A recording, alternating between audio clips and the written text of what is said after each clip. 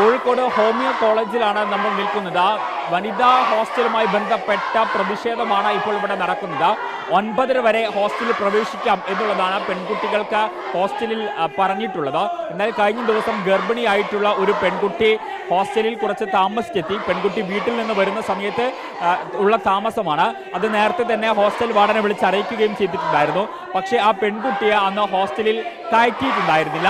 പിന്നീട് പെൺകുട്ടിയുടെ ഭർത്താവ് വന്ന് കൂട്ടിക്കൊണ്ട് പോവുകയാണ് ചെയ്തത്. അപ്പോൾ ഈ വിഷയം കഴിഞ്ഞ ദിവസം ഇവിടെ ഒരു മീറ്റിംഗ് നടന്നപ്പോൾ ആ മീറ്റിംഗിൽ വിദ്യാർത്ഥികൾ ഉന്നയിച്ചു.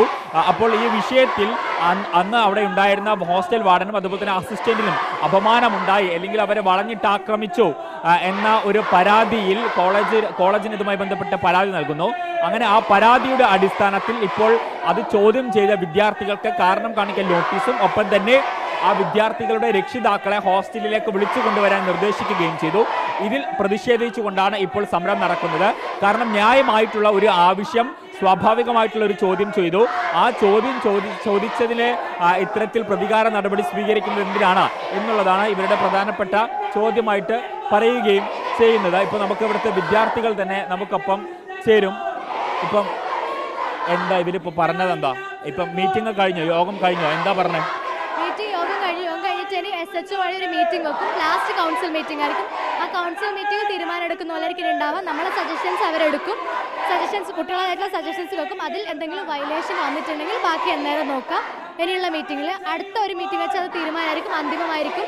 കുട്ടികളുടെ ഭാഗത്ത് തന്നെ ആയിരിക്കും ഉണ്ടാവാന്നാണ് ഇപ്പോൾ തീരുമാനമായിട്ടുള്ളത്. പോലീസ് വന്നപ്പോൾ അപ്പം നിങ്ങളിപ്പം ഇത് സമരം തുടരാണോ, അല്ലെങ്കിൽ എന്താ നിങ്ങളുടെ തീരുമാനം? എന്താ അടുത്ത മീറ്റിംഗ് പോലെ ഇരിക്കുന്നത്? അടുത്ത മീറ്റിംഗ് എങ്ങനെയാണോ?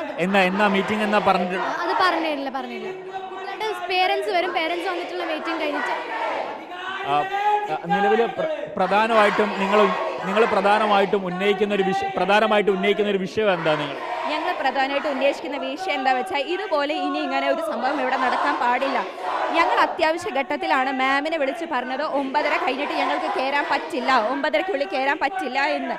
പക്ഷേ അത് അറിയിച്ചിട്ടും മാം പറഞ്ഞത് എന്താണെന്ന് വെച്ചാൽ അങ്ങനെ പറ്റില്ല എന്ന് പറഞ്ഞാൽ കുട്ടിയെ പുറത്ത് നിർത്തുകയാണ് ചെയ്തത്.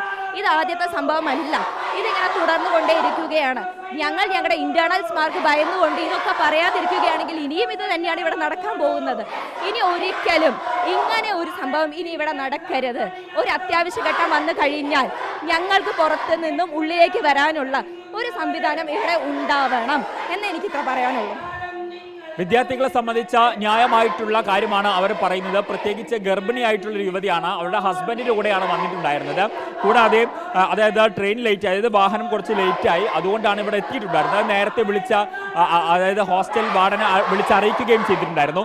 പക്ഷേ എന്നിട്ടും അവർ ആ കുട്ടിയെ പുറത്താക്കുകയായിരുന്നു ചെയ്തിട്ടുണ്ടായിരുന്നത്. അപ്പോൾ ആ കുട്ടിയെ എന്തുകൊണ്ട് പുറത്താക്കി എന്നൊരു ചോദ്യം നാളെ തങ്ങൾക്കും ഇതുപോലൊരു അവസ്ഥ വന്നു കഴിഞ്ഞാൽ ഇതായിരിക്കും സ്ഥിതി. അപ്പോൾ അങ്ങനെ ഒരു സാഹചര്യം ഇനി കോളേജിൽ ഉണ്ടാകരുത് എന്നുള്ളതാണ് വിദ്യാർത്ഥികളുടെ പ്രധാനപ്പെട്ട ആവശ്യമായിട്ട് വിദ്യാർത്ഥികൾ പറയുന്നത്. എന്തായാലും അടുത്ത ദിവസം ഇതുമായി ബന്ധപ്പെട്ട മറ്റൊരു യോഗം വിളിച്ചു ചേർത്തിട്ടുണ്ട്. ആ യോഗത്തിലെ തീരുമാനം എന്താണോ അതിനെ ഡിപ്പെൻഡ് ചെയ്തിരിക്കും തുടർ പ്രതിഷേധ സമരങ്ങൾ.